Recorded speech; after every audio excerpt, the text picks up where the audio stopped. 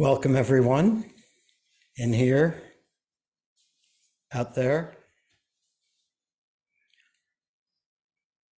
I want to thank Peter for wrangling the internet and the recordings for us. It's really nice to have someone who is responsible for that and takes such good care of doing it. It certainly makes my job easier. So we'll begin with a bow and then the chants.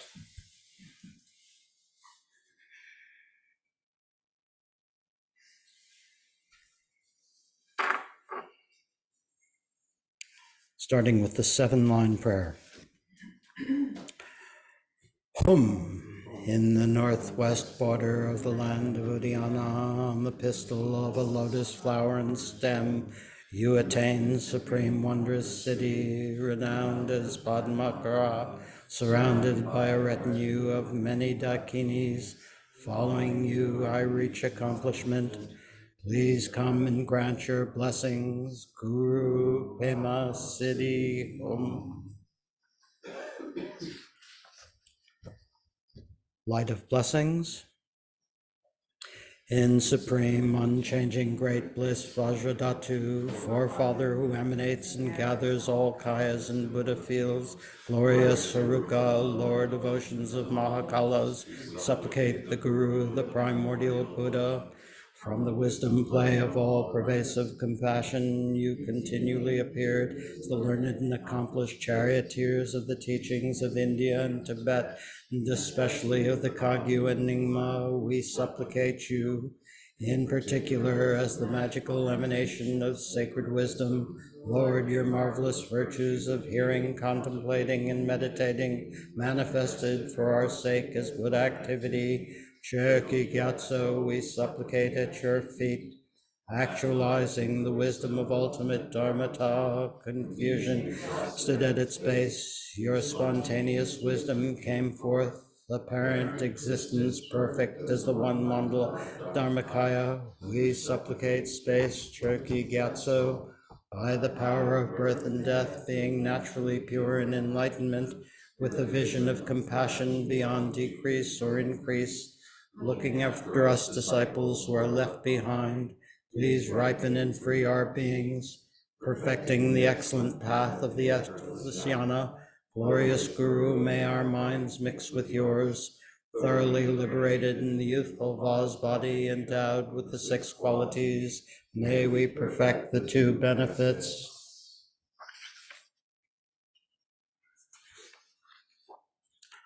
The Sutra of the Heart of Transcendent Knowledge. Thus have I heard once the Blessed One was dwelling in Rajagriha, Vulture Peak Mountain, together with the great gathering of the Sangha of monks and a great gathering of the Sangha of Bodhisattvas. At that time the Blessed One entered the Samadhi that expresses the Dharma, called profound illumination, and at the same time noble Avalokiteshvara Bodhisattva Mahasattva, while practicing the profound prajna paramita, saw in this way, saw the 5 skandhas to be empty of nature. Then through the power of the Buddha, Venerable Shariputra said to noble Avalokiteshvara, the Bodhisattva Mahasattva should a son or daughter of noble family train who wishes to practice the profound prajna paramita, address Swam noble Avalokiteshvara, the Bodhisattva Mahasattva said to Venerable Shariputra, Shariputra, son or daughter of noble family who wishes to practice the profound prajna paramita should in this way, seeing meaning the five skandhas to be empty of nature. Form is emptiness, emptiness also is form, emptiness no other than form, form is no other than emptiness. In the same way, feeling, perception, formation, and consciousness are emptiness. Shariputra, all dharmas are emptiness. There are no characteristics, there is no birth and no cessation, there is no purity and no purity, there is no decrease and no increase. Therefore, Putra, in emptiness there is no form, no feeling, no perception, no formation, no consciousness, no ear, no nose, no tongue, no body, no mind, no appearance, no sound, no smell, no taste, touch, no dharmas, no I dot two, up to no mind dot two, no dot two of dharmas, no mind consciousness dot two, no ignorance, no end of ignorance, up to no old age and death, end of old age and death, no suffering, no origin of suffering, no cessation of suffering, no path, no wisdom, no attainment, and no non-attainment. Therefore, Shariputra, since the have no attainment, they abide by means of prajna paramita. Since there is no obscuration of mind, there is no fear, they transcend falsity and attain complete nirvana. All the Buddhas of the three times by means of prajna paramita fully awaken to surpassable true complete enlightenment. Therefore the great mantra of prajna paramita, the mantra of great insight, the unsurpassed mantra, the unequaled mantra, the mantra comes all suffering should be known as truth, since there is no deception. The prajna paramita mantra is said in this way: Om Gate Gate Para Gate Para Samgate Bodhi Swaha. The Shariputra, the Bodhisattva Mahasattva, should train profound prajna paramita. Then the Blessed One arose from that samadhi and praised noble Avalokiteshvara, the Bodhisattva Mahasattva, saying, Good, good, O son of noble family, thus it is, O son of noble family, thus it is one should practice the profound prajna paramita, just as you taught, and all the Tathagatas will rejoice. When the Blessed One had said this, venerable Shariputra and noble Avalokiteshvara, the Bodhisattva Mahasattva, that whole assembly and the world with its gods, humans, asuras, and gandharvas rejoiced and praised the words of the Blessed One.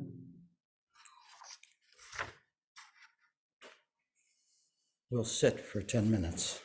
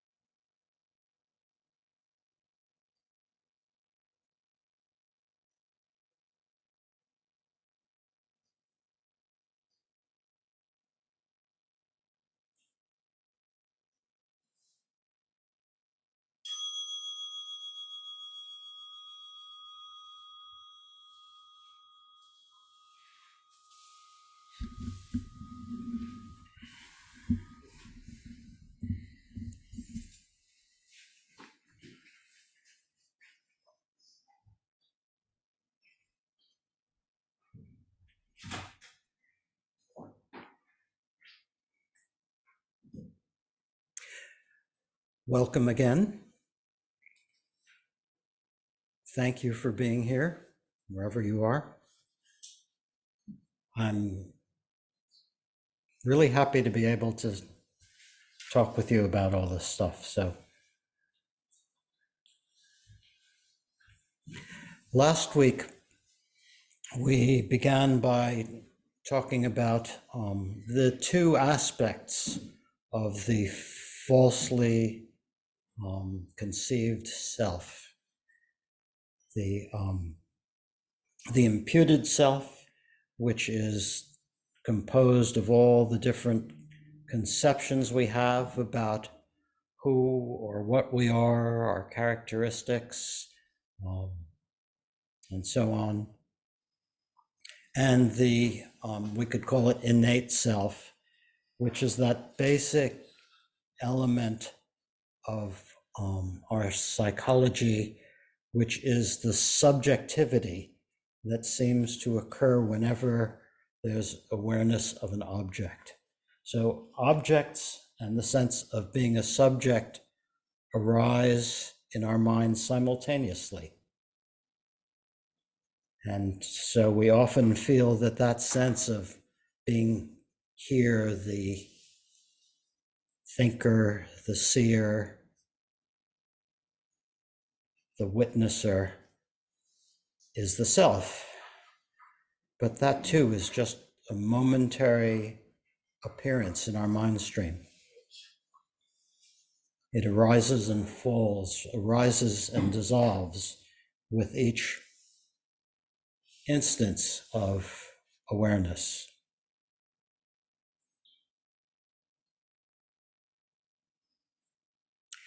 We then went on to begin to talk about the Sautrantika view, the followers of Sutra. And I'd like to dwell on that a little more tonight because I personally have found their methods to be really, really helpful all the way along. So you may recall that their approach is that whatever can perform a function is true, valid, what genuinely exists, and what can't perform a function does not. It's just apparent existence. And the example would be something like, our thoughts of dinner will not slack our hunger. The actual specific characteristics of dinner perform that function. And I gave a bunch of different terms that are used to differentiate between the things that perform a function and the things that do not. So one of them, the classical technical term, is specifically characterized phenomena, which are objects that appear in detail in a complete fashion, such as the visual forms that you might be seeing right now. And the things that don't perform a function are generally characterized phenomena, such as thoughts about dinner or thoughts about what you did this morning. Contemporary lingo for those is particulars and generalities, same notion.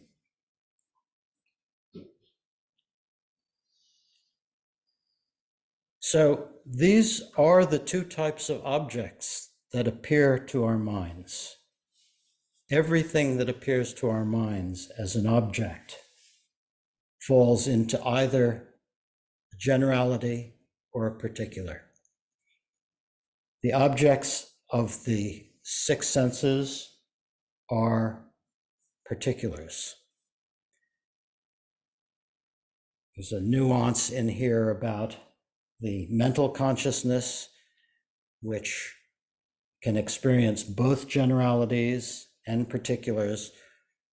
So let's not worry about that too much. But for our purposes, if you see something, hear something, taste it, touch it, smell it, that moment of direct experience is a particular.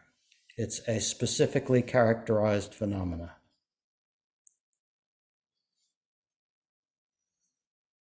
Whatever appears in a general way, whether it's as a general image, a general mental image, like a recollection of what your bedroom looks like,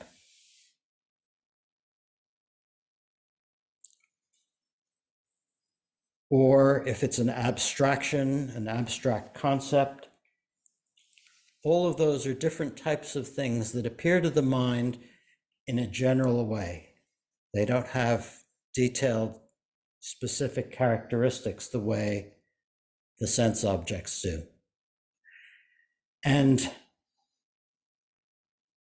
the key here is that we tend to blend the two together. So we'll have a moment of sense perception, vivid, direct, and in the next moment, we superimpose a concept in it. That's Alex. And when you do that, you kind of cover over the vividness of that particular. And it blends with all the other instances of whatever it is you're generalizing about, as though they were all one thing. And as a result, we don't see things clearly. And we take the resulting phenomena as a projection that exists out there that's real. And we react to that emotionally, and then we act out of that, and that's what's called karma. And that's what turns the wheel of samsara. Our reaction to these generalities. I want that, I need that, if I had this kind of thing. So we're continually experiencing these generalities blended with the particulars in ways that deceive us. So being able to distinguish the two is really helpful. And I think I talked last time about when you're doing shamatha vipassana or any formless meditation, sometimes it can be really helpful to distinguish what you're experiencing.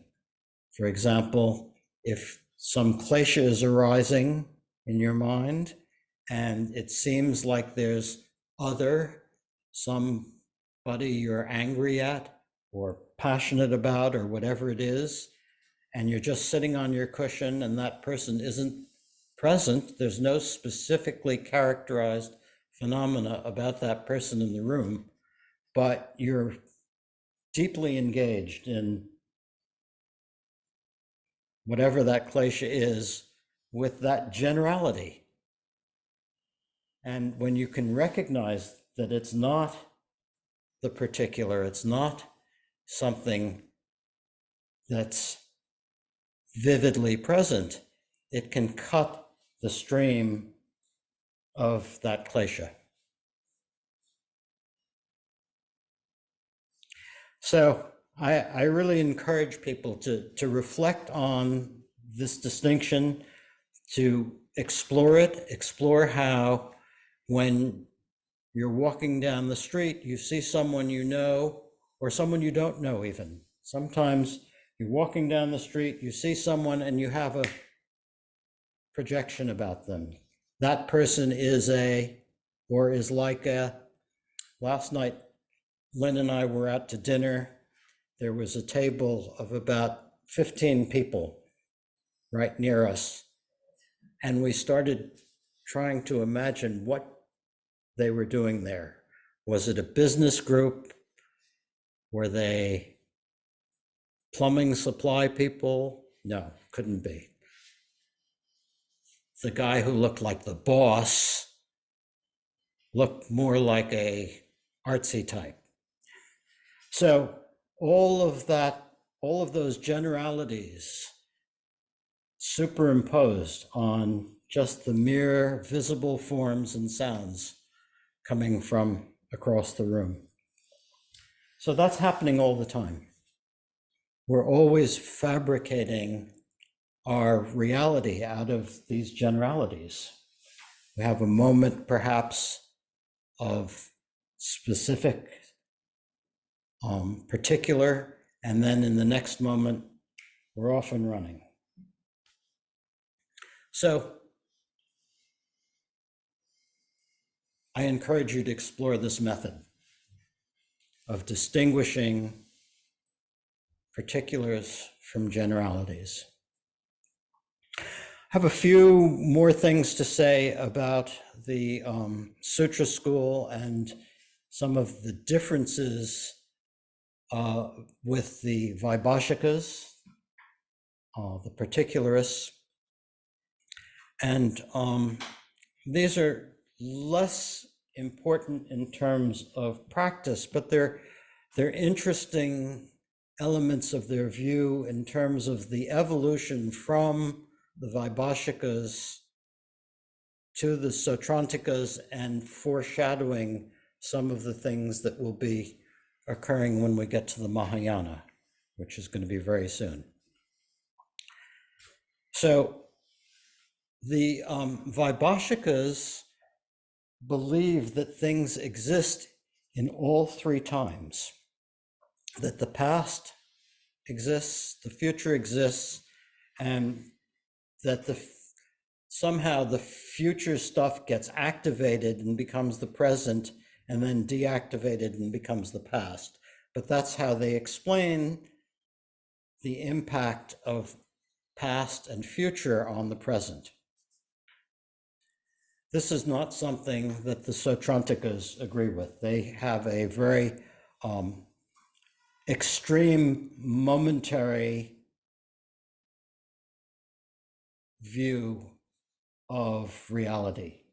So only what is happening at each moment truly exists for them. The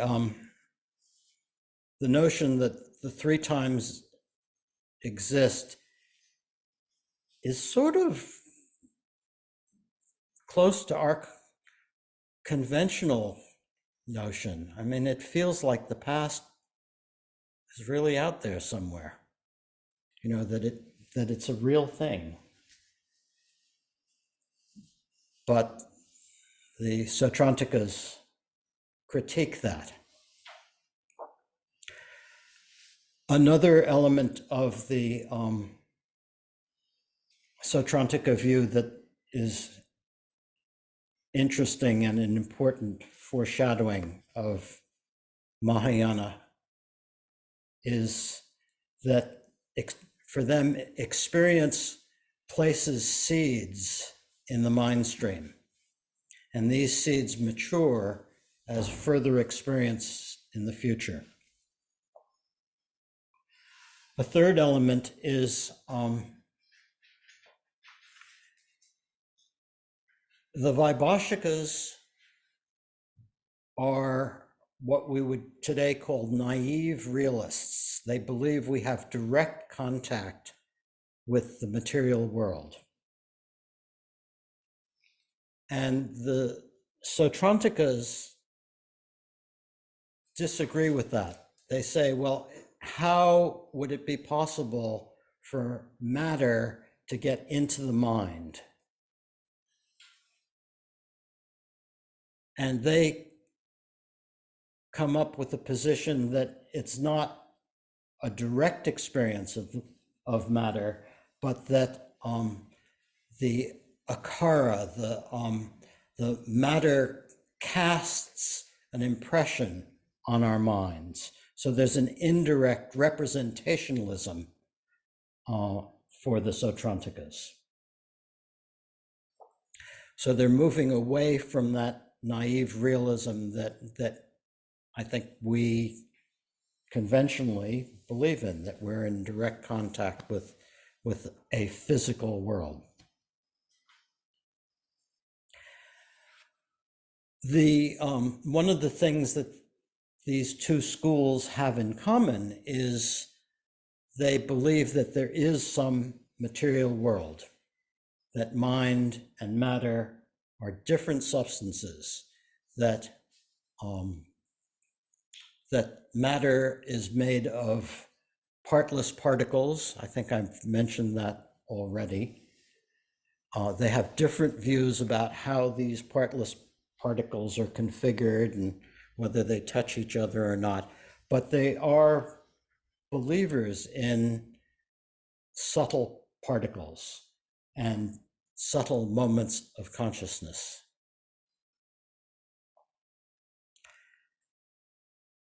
And this is a big contrast with where we're going next, which is in the Mahayana, which does not accept any extra mental substances.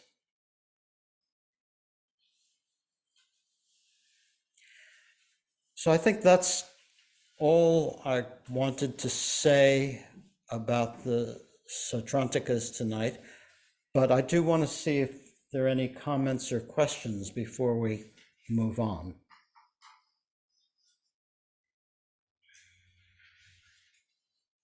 Paul. They're not really questions, but one thing that occurred to me is the seeds in, I guess, in the eighth consciousness. It's a little bit like the past is encoded.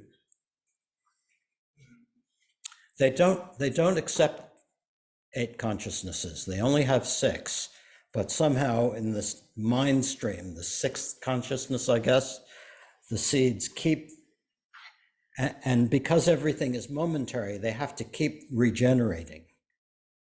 So it's a little tricky, but yes, sorry.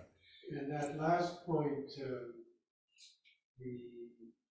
if I've understood correctly, in terms of the consciousnesses, when the sense organ and the sense object meet, that causes the sense consciousness.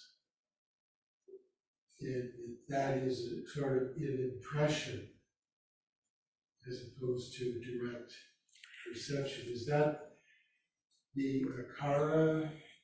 The akara is just that the material world, the partless particles that compose the physical world cast this impression on our senses, on our mind stream. And don't ask me how that works. I don't know.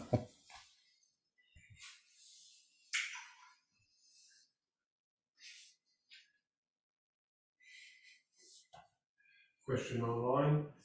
We need the generalities to function, yes? Sure do. But the issue is not to get rid of them. The issue is to recognize what's a generality, what's a particular, and not blend the two. So when somebody comes in the room, you need to recognize that, one, you're having a visual experience or whatever, also this mental experience of something arising about that person, identifying them by name, as a friend, as an enemy, and so on, and that you can distinguish those so that you're not blindly driven by the projection. Your version of that person is just appearing in your mind. It's not a part of that person. And we don't make that distinction usually. So you'll continue to have that. There's no problem with having generalities appear in your mind if you can recognize them. So this sixth consciousness, is it capable of perceiving anything other? Like clearly the five consciousnesses can interact with matter and whatever our phenomenal world offers us, as they always do. But this sixth consciousness, The mental consciousness. the mental consciousness, is it able to interact with the phenomenal world and perceive anything other than generalities? It's all phenomena. All six consciousnesses experience phenomena. The mental consciousness,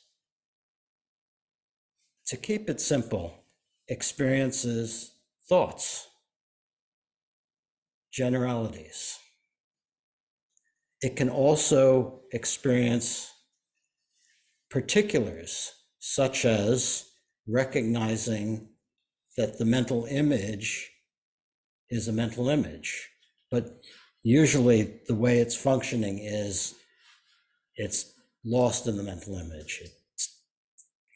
But let's not get it too complicated. Let's keep it very, very simple. Biggs? So are the specifically characterized phenomena that we might experience identical, and the differences would be the generally characterized phenomena, the differences in our perceptions? Every specifically characterized phenomena is momentary, Yes. and unique. So no two particulars are the same, Okay. even for you, let alone for you and someone else. So if we're looking at the shrine, for example, the phenomena, the specifically characterized phenomena, you and I are looking at it, are those, so for each of us, those specifically characterized phenomena will be unique. We will not be experiencing the identical specifically characterized phenomena, nor will we be experiencing the same generally characterized phenomena. Correct. Yeah, so it's easy to see that because you're looking at it from this angle, Right. and I'm looking at it out of the side of in my peripheral vision from this angle. So those are completely, almost non-overlapping. So that's getting pretty close to Yogacara in terms of it being pure projection.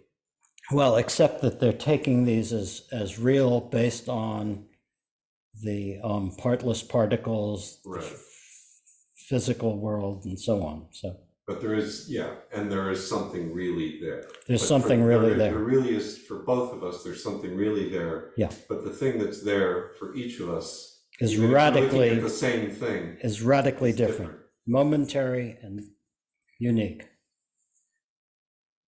Thank you. That was a helpful clarification.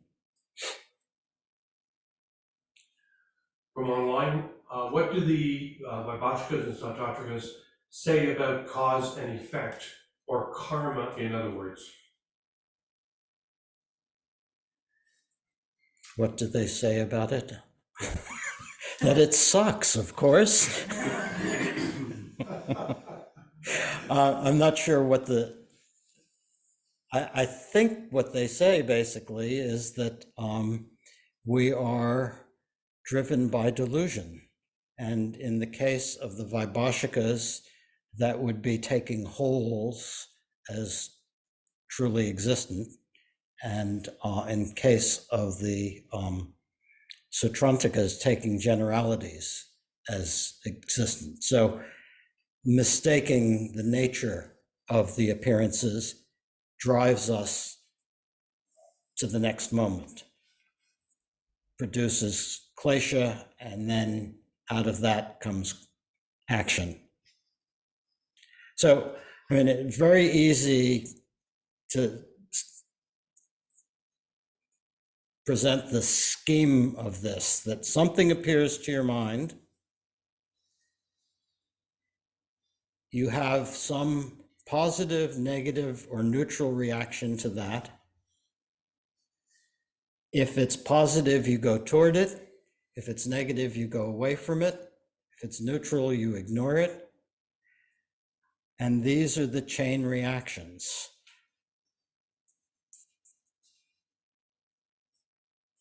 So what we're interested in all the time in all the views is breaking the chains.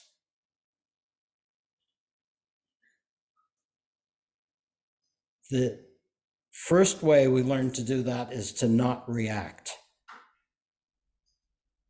to cut the link between the klesha and the action.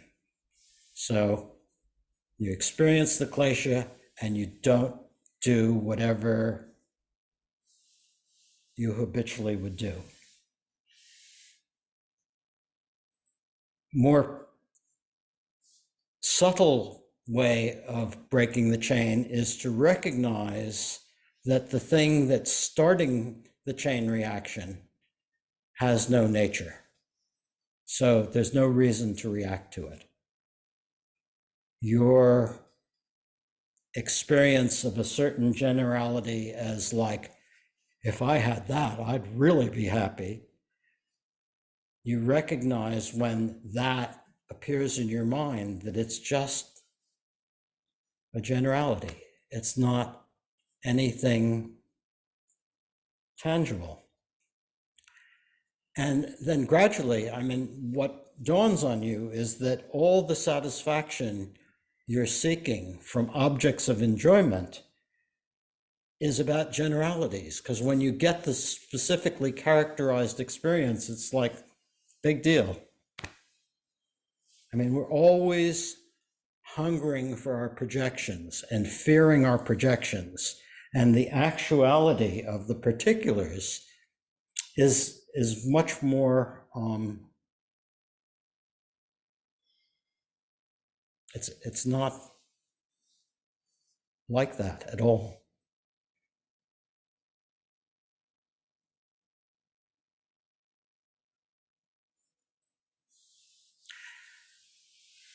Moving on. So we've talked about the two schools of the foundational vehicle, Vaibhashikas and Sautrantikas, and now we're going to drive the bus off the cliff and get into the Mahayana. This is what Trungpa Rinpoche described as the bad news, good news story. The bad news is you've jumped out of a plane and you have no parachute. And the good news is there's no ground. So in the Mahayana, there is no ground. There are two schools in this four-school schema that we're talking about of the Mahayana.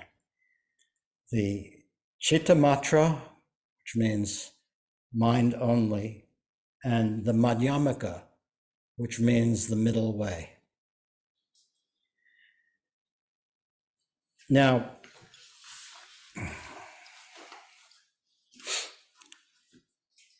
there's a big difference between the way historical consciousness would describe these developments in the Mahayana and the way the four schools describes them. And sometimes I'm really tempted to just dismiss the whole presentation of Chittamatra that the four schools makes, because historically it was not like that. Now, I'll tell you a little about that. But it occurred to me when I was thinking about this class that actually the four schools thing, even though it's not accurate historically, has a certain accuracy for how our experience develops on the path. So let me go a little further with that. So historically, the Tibetans talk about the 500 great mind-only masters in India. And as far as I can tell, no such thing. There weren't, those people didn't exist. Asanga and Vasubandhu, who are the main people developing these views, never talked about mind only. Chittamatra was not a phrase used in India in the early days of this tradition. And in fact, they lived a couple of hundred years after Nagarjuna. They never set out to create a separate school that subsequent people regard as battling against the middle way. This was all part of the same stream of Mahayana. So in that sense, this four schools thing has it wrong, because it says that the Madhyamaka, the middle way tradition, is the highest school, and the Chittamatra is a more provisional school. But what Asanga and Vasubandhu did came after. It was an elaboration built on the edifice that Nagarjuna had created, not contradicting it. Be that as it may, the reason that it does make sense to talk about mind only is because as practitioners, as our view becomes more subtle and we start to realize that maybe there are no extra mental objects, that there's no material world beyond our experience that we can find, we begin to take the mind as substantial. That everything is produced by the mind must mean that the mind is a substance. So in our experience, we do naturally tend to develop a Chittamatra, a mind-only kind of mentality, and reify the mind, which will be remedied by the middle way. So we're going to talk as though the historical perspective on this is not our primary interest. We're interested in the experiential development that happens at this point.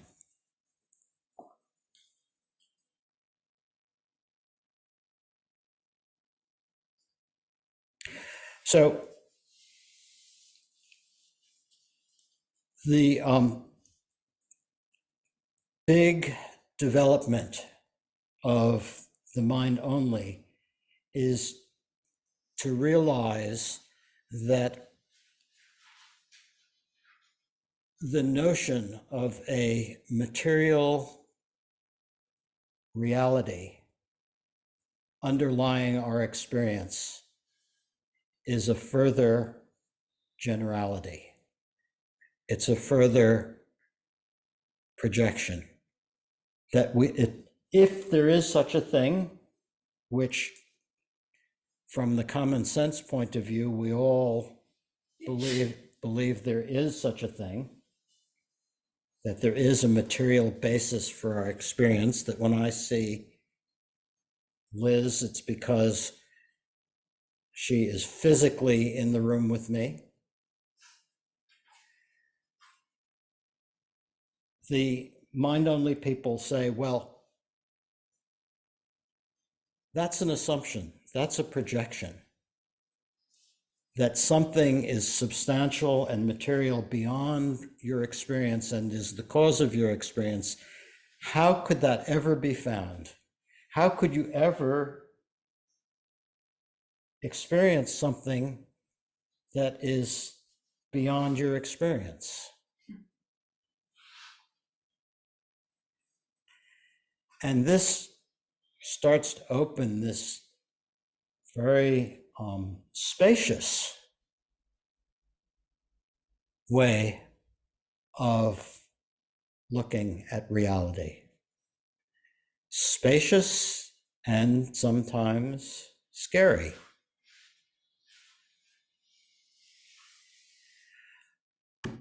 Rather than go on and on about this, what I'd like to do is do some contemplations together. And Scott, if you would pass out the text. And Peter, do you have that now? Yeah, unfortunately, my system isn't set up to share my screen, so I might try and put it in the chat. Okay.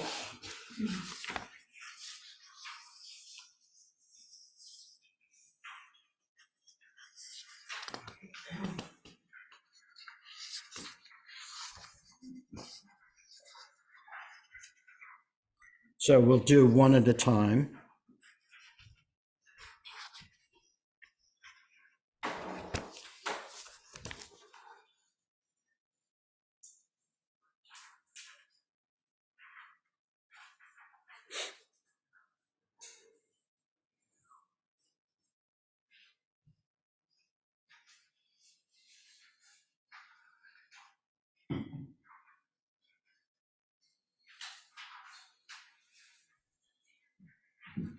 I'll need one too, Scott. Do we not have enough? Okay.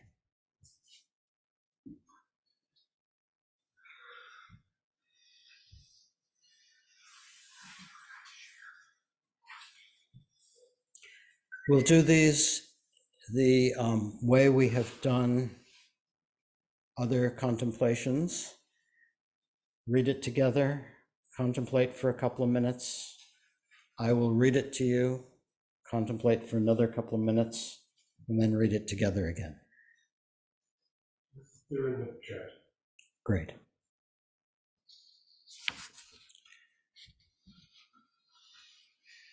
Look at different objects. Can you find a point where the object stops and the mind begins? What is the interface between the physical and the mental? Is it made of mind or is it made of matter?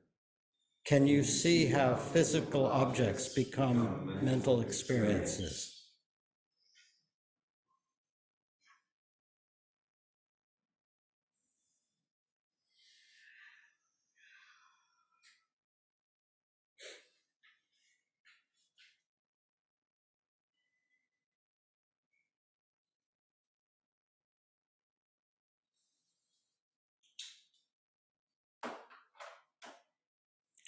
It might help to stare at one object.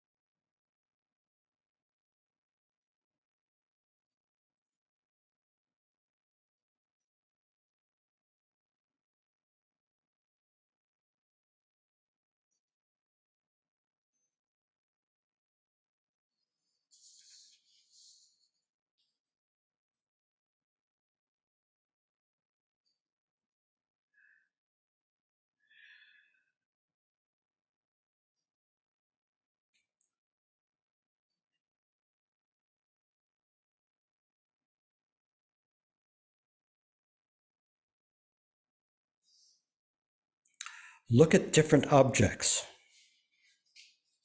Can you find a point where the object stops and the mind begins? What is the interface between the physical and the mental? Is it made of mind or is it made of matter? Can you see how physical objects become mental experiences?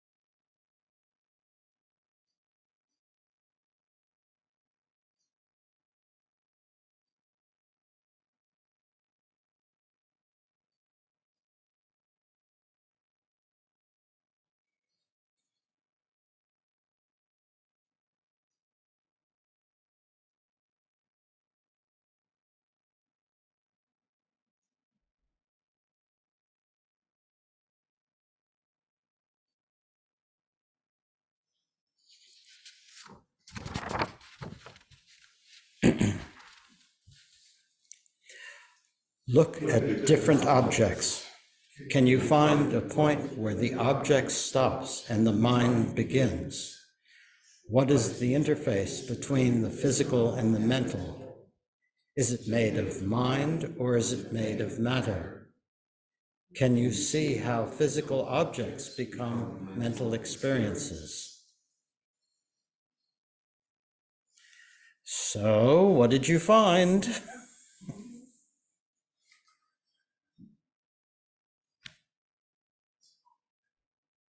I found that it's hard to even look at something. I mean, to actually look at it and keep it in mind. Yeah. I just found my mental habits just jumping right back at me. Yeah, what did you find? The assumption of it being something out there that got a bit fuzzy, and but I kept trying to reify it. I kept trying to make it seem real, and it kind of reminds me of experiences I've had at other times where your guard is down and then you're just not making distinctions. Then you jump in to try and, I guess, subconsciously build things back up.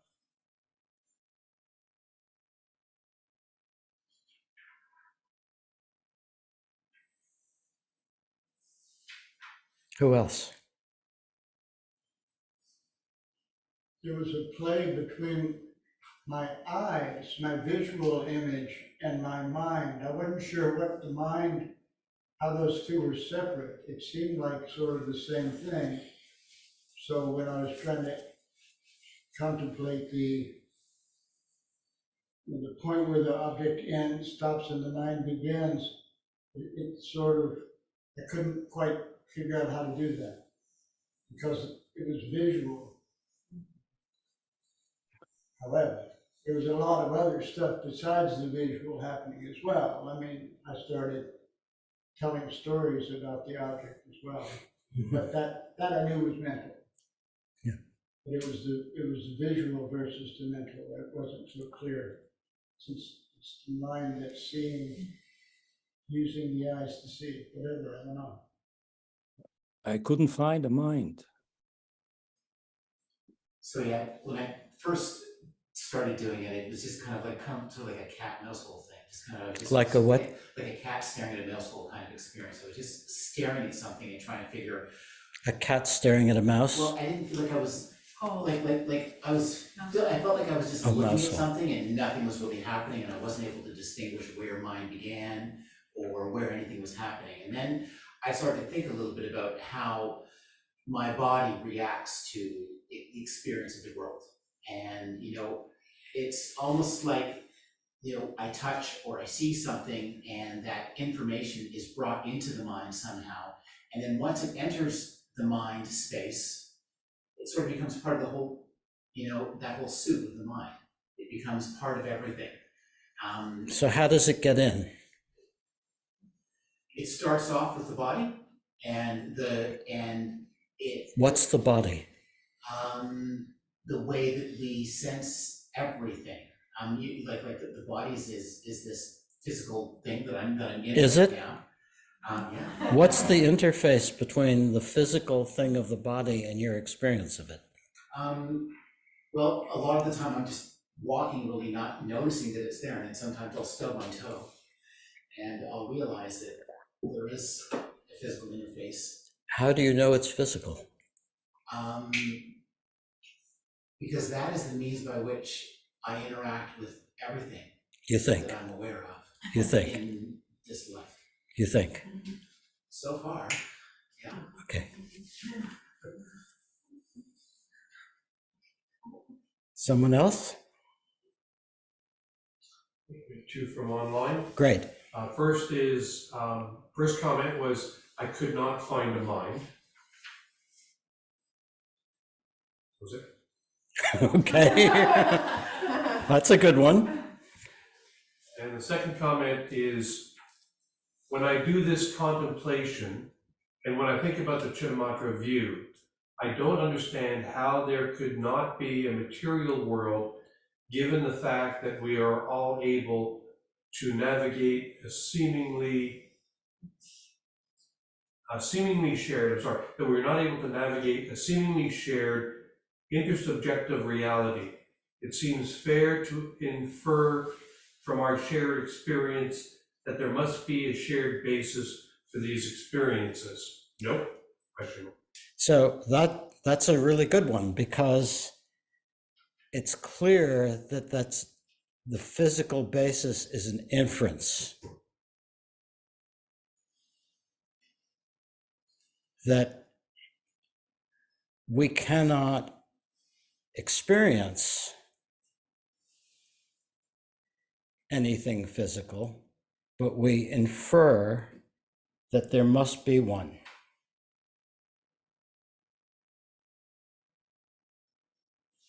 That's the way we explain the seeming shared reality. Sorry, could you say that again? The way we get to believing that there must be a physical basis beyond our experience is by inference. We use that as an explanation of why it seems like we have a shared world. Is that like a generality? Yeah, an inference will produce a generality.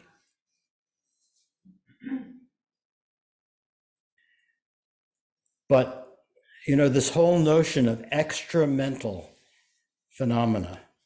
So we have mental phenomena, right? We're pretty clear that there are mental phenomena. We experience them. We are not, I'm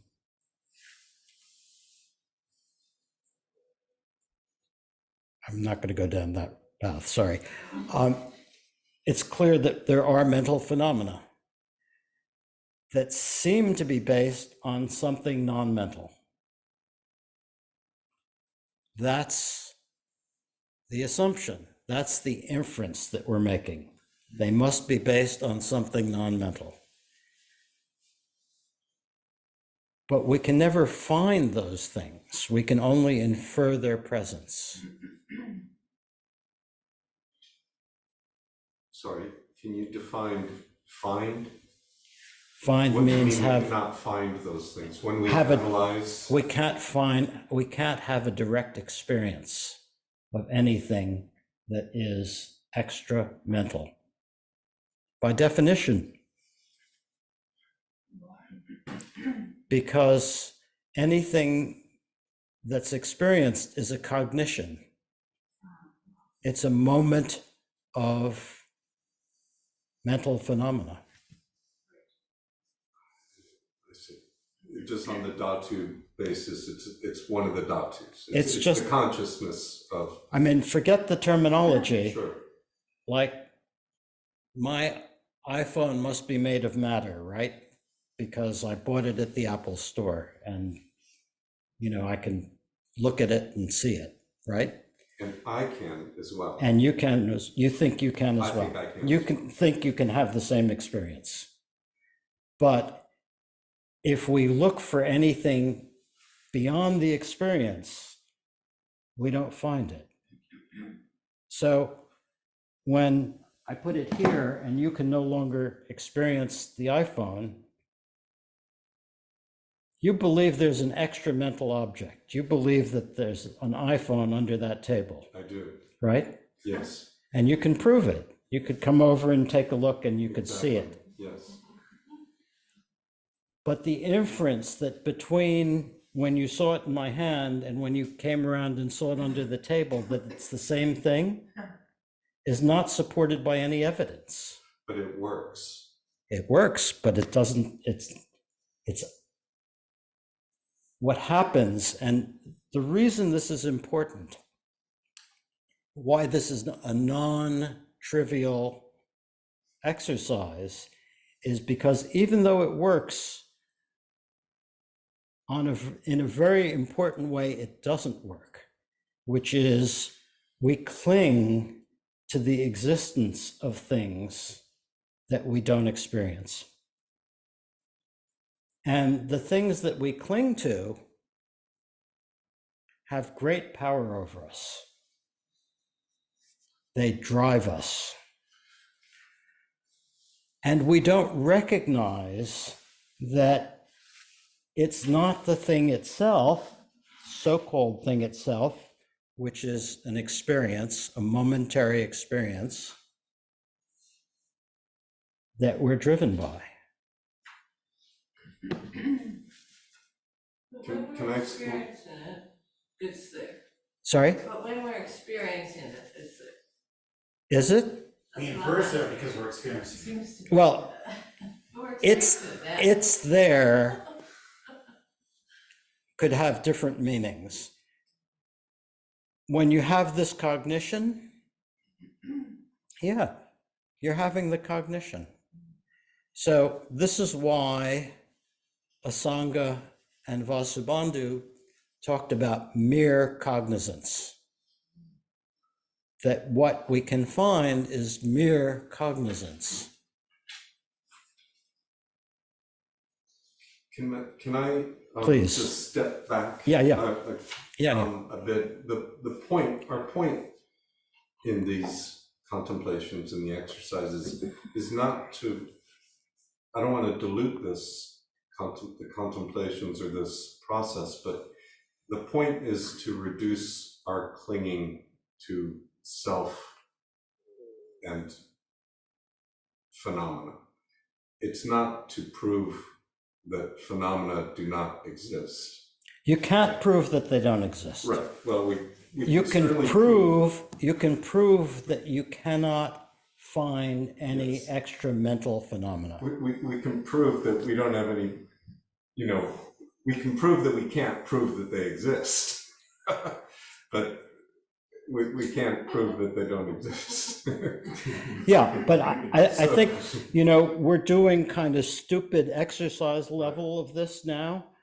The point is much bigger, which is that we live in a world of fabricated experience of extra mental phenomena. Like all the time we are, and because we are oblivious to the fact that these are fabricated, we're bound by it. We are bound by our reality, even though it is mere cognition.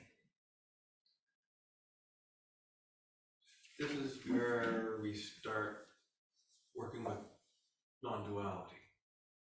Yes. What I wanted to say when you asked earlier what the contemplation was like it's like a dream. Excellent. It's, you know. So what's happened here, we started out by talking about the rope snake. We see the striped rope in kind of somber thing and think it's a snake. We mistake it for a snake. And then we react to that. We have emotions and then reactions to that. So that's where we started this whole journey together. Up until now, we've been trying to get rid of the snake from the rope. Now we're realizing that the rope too doesn't exist. There is some cognition, there's a cognitive experience of a visible form or whatever, however you want to describe seeing something. There's a moment of seeing, which is a mental phenomena. And then we impute, we conceive of rope.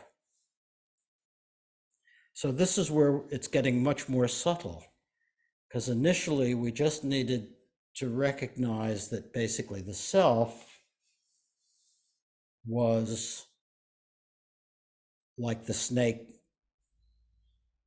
mistaking the rope for the snake. But now we're looking more closely and seeing that the rope too is our fabrication. Or you could use the mirage image, that first we see that there's no water in the mirage, and that frees us to a certain extent, but we're still clinging to the mirage itself. Or a dream. When you're dreaming and you're not aware that you're dreaming, it's very compelling. You have emotions and you try to do stuff. When you recognize you're dreaming and it's mere cognizance, you're not bound to do stuff. You can do stuff, but you're not bound. So this is a deeper level of investigation, of subtlety about what it is that binds us. Yes. To trip over the rope, that's also an illusion? The illusion, so the term illusion is mistaking the rope for a snake. Mistaking the visual experience for a rope is a very subtle illusion. Tripping is, and falling and hurting yourself or whatever happens, is also a cognitive event or a series of cognitive events, and can be very painful cognitive events. So we're getting rid of bondage, not pain. Could you give an example of, you said, we cling to the existence of things we don't experience. Could you give an example of? Do you mind repeating for online? Sorry. Because they can't Yeah, hear. can I give an experience of clinging to things that we don't experience, extra mental things? So we cling to the past, which is an extramental thing. We can't experience the past. We can experience memories which arise in the present, but we can't experience the past. We cling to the future, as in, when I grow up, I'm going to be more likely when I'm dead. Those are kind of big ones, but your car at the moment is an extra mental phenomena, and you cling to it. At least I cling to mine. Only when I'm in it. I'm not clinging to it right now. It doesn't matter. No, but if I say, could you give me a lift? You would, yeah, I have my car here. Well, no, you don't. So this level of analysis is subtle. So, don't rush around to try to get it all in. It should be raising more questions than answers. So I've got a couple online. Sure. So to clarify, the Chittamatra are not saying there is no material world at the basis of our experience, but rather they are saying we cannot prove that there is a material world at the basis of our experience. Is that correct? I think it's a little more subtle than that. I think in the sense that it's not about proving anything. It's about looking at your experience in a more subtle way. Normally, we believe very strongly in extramental phenomena, but we haven't looked at why we believe that. We haven't investigated what the nature of those things might be. And so the Chittamatra people say, hey, you're building up sandcastles in your mind. Better take a look at that. So it's more that than proving their sophisticated philosophical system. And another, what about direct experience? That's not conceptual, right? By definition, yes. But it's cognitive. By the very nature that it's experience, it's got to be a cognition.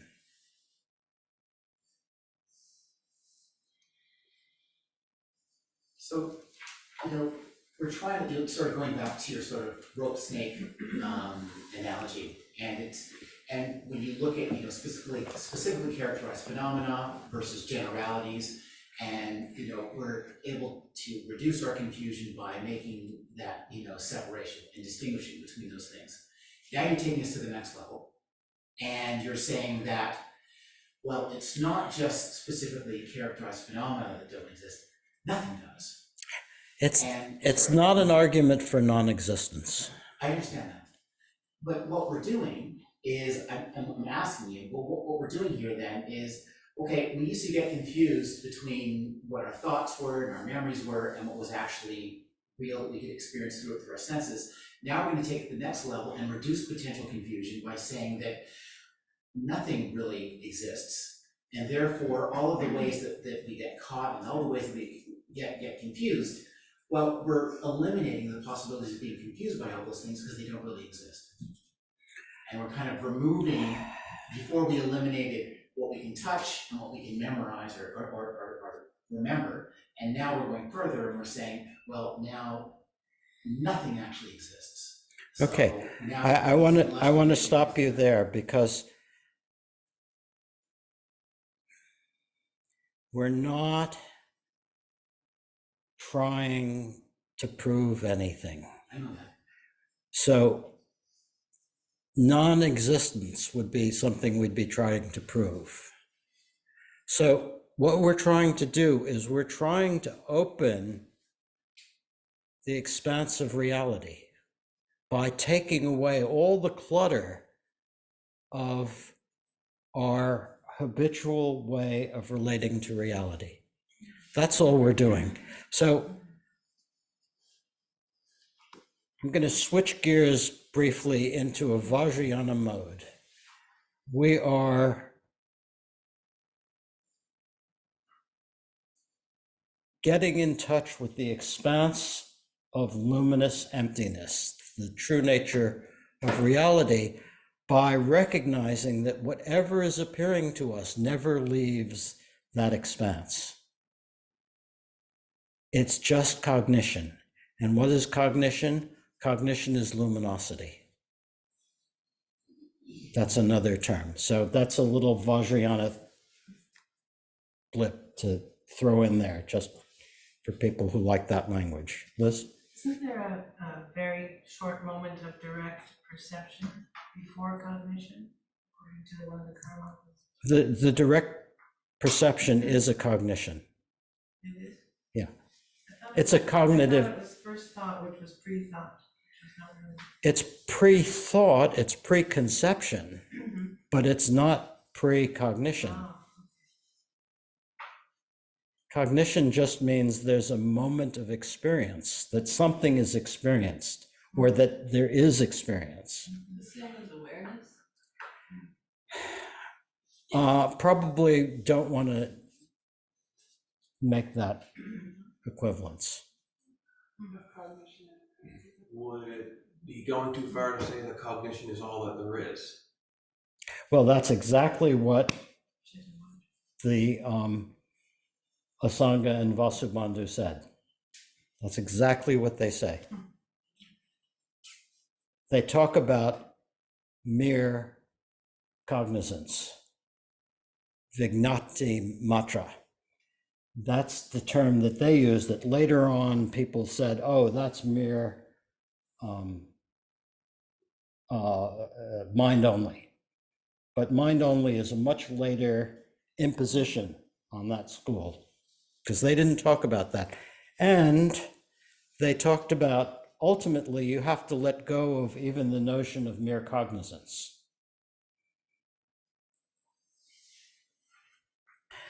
So I think we have come to the end of our time for tonight.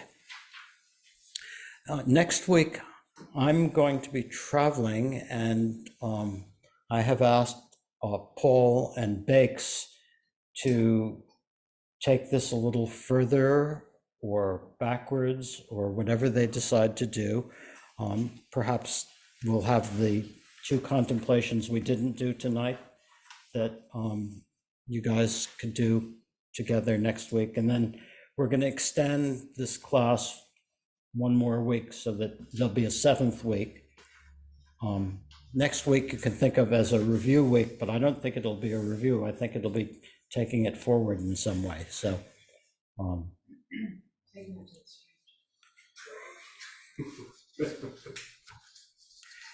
so we should conclude with the long life prayer for Zonsar Khyentse Rinpoche.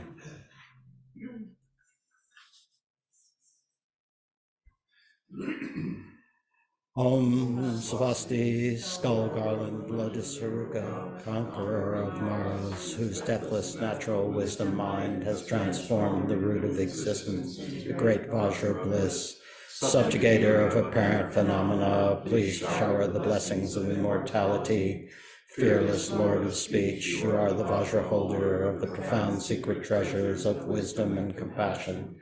Victorious one, Lord of King activity, may your three secrets remain indestructible and everlasting. As Bhagavan Mitra and King Trisam Deathsam constantly manifest out of compassion, you came as a warrior to protect the doctrine and all beings in this dark age. May you reign forever as the unchanging Vajra essence.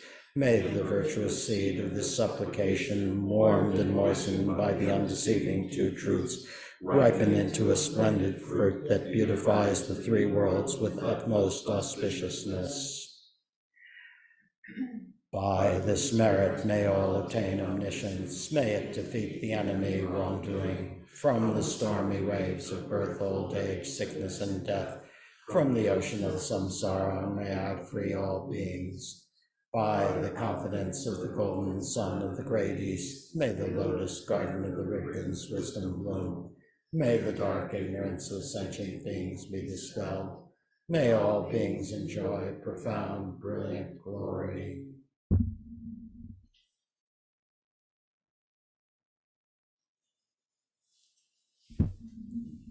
Thank you very much. Thank you.